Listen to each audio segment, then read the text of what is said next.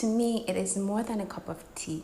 It is basically nervous system regulation support. Delectable, welcome to AuDHD Wellness segment of Delectable, where we chat about sensory regulation, healing, health and wellness advice, and practices. My favorite sensory regulatory practice, yes, brewing a cup of herbal tea in the morning and at night might cost me the ability to vote in the next Nigerian general elections. Oops.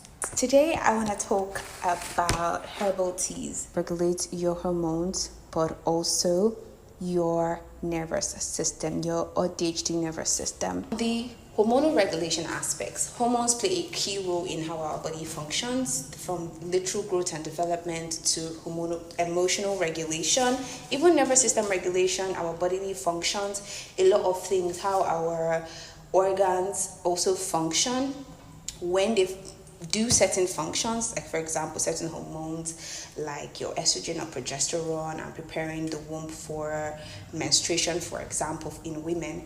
So brewing tea became this vital aspect for my hormonal health and my reproductive health, my fertility also, right? That being said, in the stressful world that we live in, it becomes vital for you to have that one practice linked with your food that gives you all of these things. I don't know what you want to pick. I don't know what it is for you. I don't know if you already have something. Try to make it as healthy as possible. Why is this very vital? It's vital in two aspects, right? Because, and I'm going somewhere. If you look at, I mentioned briefly about regulating how there's a boost of dopamine and also a boost of oxytocin. Also, there's also a boost of serotonin. Yeah. Especially during my luteal phase where serotonin levels are low. So serotonin is our mood stabilizer, and when it's low during the luteal phase, a couple of days, 7 to 10 days before your period, that's when you tend to be certain things, your mood, when they hit you. And because there's also an equivalent increase rather in prostaglandins as the womb prepares for your menstruation, you would also not only will you be meticulous. I hope this ASMR is soothing. You'll not only find yourself meticulous, but you also find yourself a bit sensitive. So I have a playlist of activities I do to boost my serotonin during my luteal phase. And it becomes very vital when you now picking back to brewing a cup of iodine fruit tea or orange tree mistletoe tea or cinnamon tea, that besides these particular teas filled with vitamins, vitamin A, vitamin C, iron, flavonoids, which is very important, phytonutrients, other phytonutrients, magnesium, so many things like that, nutrition that supports the functioning of your nervous system. You know, magnesium, the brain uses it a lot, the nervous system needs it, and when we are stressed, our body burns through magnesium like somebody who is blowing money at a Nigerian wedding. So you need that supplementation. And the second aspect, besides your nutrition that supports your hormones and your neurotransmitters and certain things like that, is also your interoception. During your menstruation, for example, the teas are so rich in iron that they give enough iron supplementation. And you know that iron, the red blood cells, they need iron to boost hemoglobin production. And if you have shortness of breath when you're on your period, you feel dizzy, that's a sign of you need more iron, right? Because the body needs it to effectively transport like oxygen to your tissues and your organs and your brain, which also relates back to how it fosters hormonal balance. Because by supporting your capillaries, think of capillaries as the road network between our vital organs that they need to receive the nutrients to function. So not only are these nutrients even coming in to support the organs function, for example, the teas are great for supporting my liver and metabolizing estrogen when it needs to, which in turn supports my eyes. You will not know this, but I used to wear glasses.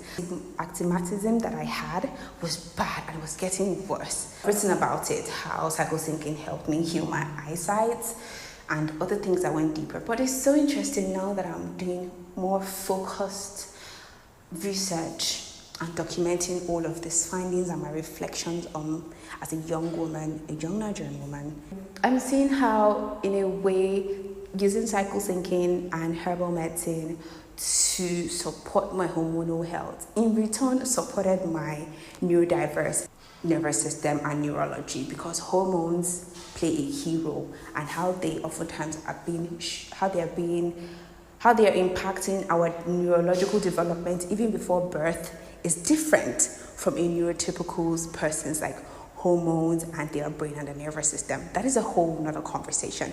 But I wanted to quickly add that because I came across my notes to see how it specifically supports you, especially if you're a neurodiverse woman. The other aspects, like how it supports with like managing symptoms for perimenopause and menopause. My mom, it has been a great help for managing my mom's symptoms. And I could have a whole nother conversation on menopause, the AuDHD woman, late diagnosis during your midlife time, what that means, especially when there's care work of other like family members around you who are also neurodivergent. It's a whole conversation, but that is why you're following and you're subscribed to Delectable, right? For more of these conversations, subscribe to the AuDelectable.substack.com to access more of like journal entries and papers that we write. We're just kicking things off, but I'm so excited for you showing up, you listening, you following us, wherever you're listening to us, whether it's on Substack, YouTube, or Spotify. Thank you so much. So I wanted to put that in, and I hope you've been using your April energy readings to make sure that you're not only grounded, but you're using April's energy to achieve your goals. Delectable, don't sleep on that, okay? When it comes to interoception, how your body's sixth sense, basically is what I'm trying to talk about. Your ability of your body to communicate between your brain, your nerves, and different aspects of your senses, for your brain to communicate certain cues to you, like when are you hungry, when you need to pee, time to sleep. With the ADHD brain, we see, of course, there's a lot of, if you look at the brain and the nervous system of someone with ADHD, you see the delays that lead to that low stimulation and like this.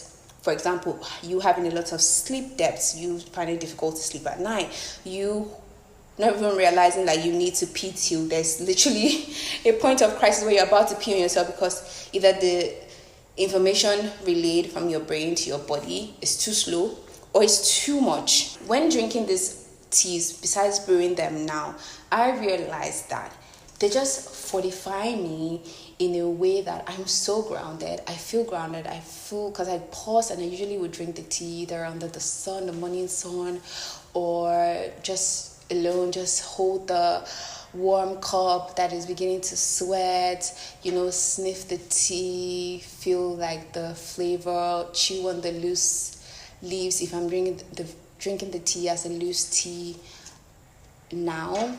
And all of these things, they're so regulating, they're so calming that during the day I would crave that experience again. And by craving that experience again, I get to pause and ask myself, oh, have you drank water? Do you need to pee? So that's just an entry point for me, and these are the ways with which brewing a cup of tea makes it like, and drinking the said tea, herbal tea, specifically the ones I've mentioned, makes it such a important sensory and healing practice. When I went to the bank ending of March, the bank machine, the Beavers machine, the fingerprint scanner wasn't picking my fingerprints. And I realized that, oh my goodness, that moment where I hold that weighty cup and I feel it, and like warmth and weight are very soothing for our nervous system and our senses, delectables.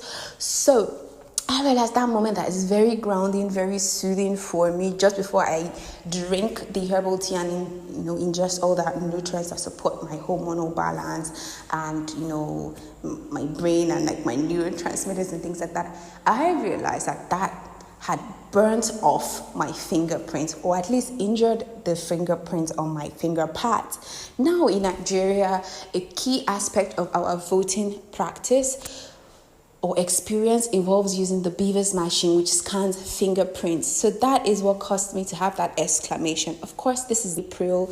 I've been able to heal and regrow fingerprints. Why? Because I went to get registered for my voter's card, which is another conversation we're going to have in the Invisible P in AuDHD section of Odd Delectable. So stay tuned for that.